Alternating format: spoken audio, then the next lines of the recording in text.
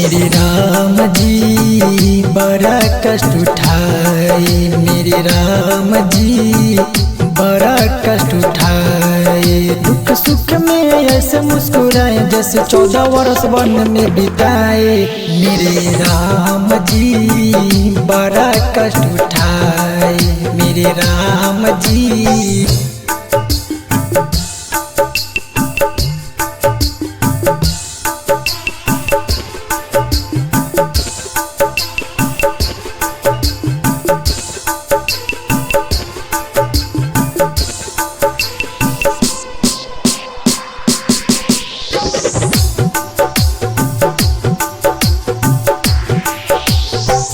अपने पिता के वचन निभाया, माता कौशल्या को राम ने मनाया।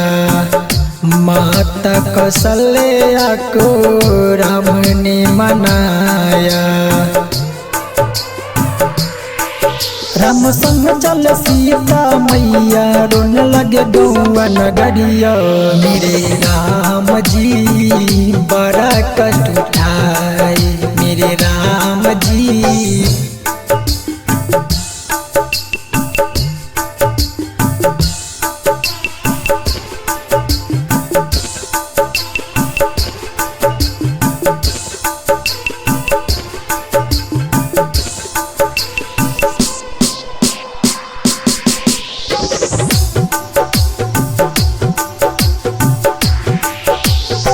सुन के आए भरत भैया, पूछने लगे क्या बात है मैया।